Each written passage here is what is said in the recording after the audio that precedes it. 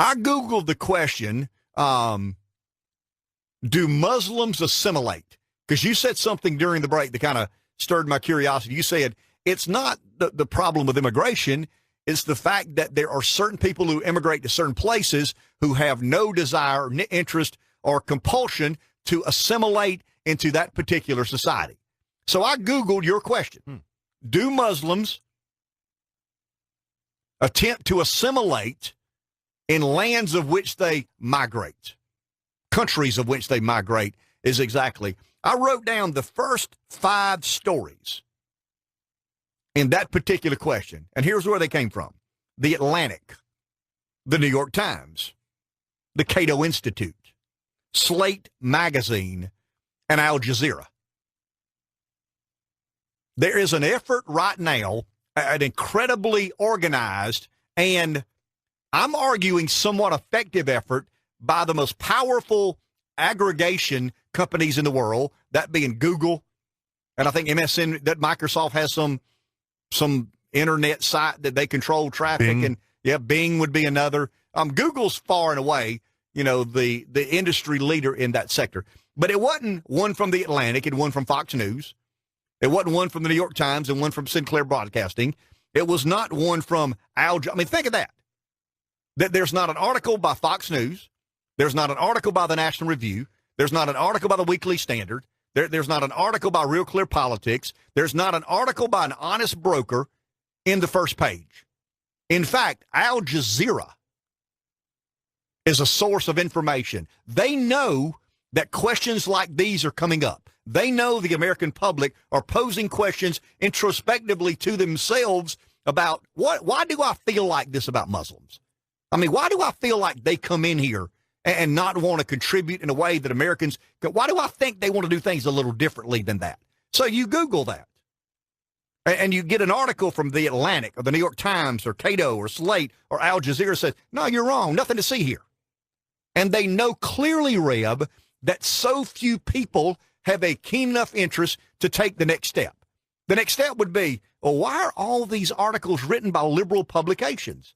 Why can't I find a fair and balanced article? Why can't I find, if I read one from the New York Times, why can't I find one from the National Review or from Sinclair Broadcasting? It's intentional.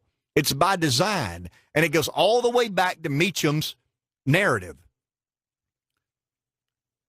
They controlled the status quo in a very predictable way, controlled the debate, controlled the narrative.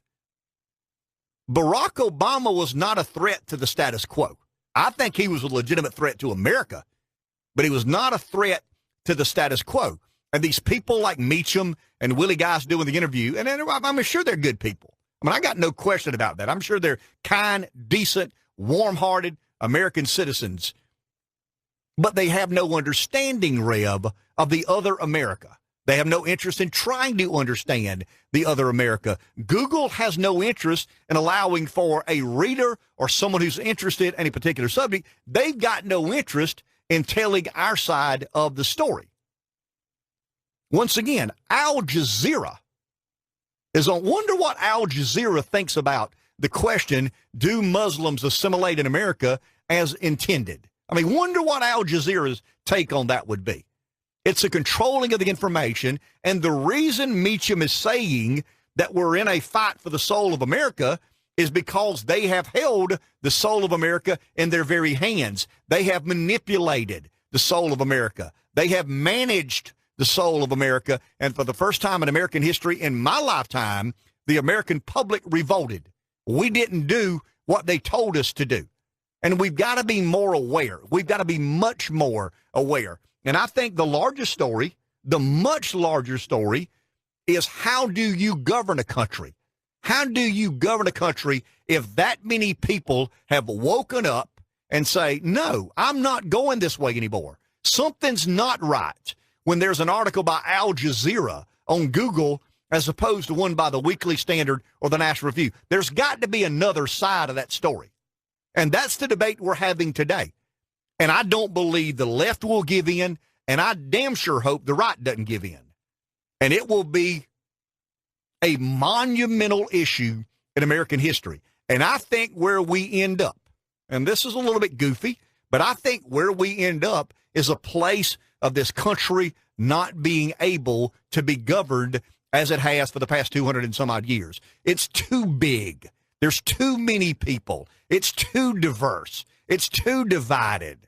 It's too animated in its opinions one of the other. And there comes a point in time, just like in a marriage, when irreconcilable differences are just what they are. They're irreconcilable. And you don't get elected president today by doing what? Can't we all just come together? How many candidates have you heard in recent time saying, why can't we just come together? Do you believe the Democrats think they can overtake the Republicans for control of the House of Representatives, U.S. Congress, by saying, why can't we all come along? Why can't we all just, sit around a campfire, sing Kumbaya, and solve the problems of America? They know they can't. The Republicans know they can't. And when you get there, there is no ability whatsoever to govern as we previously have. We're going to touch some more on that.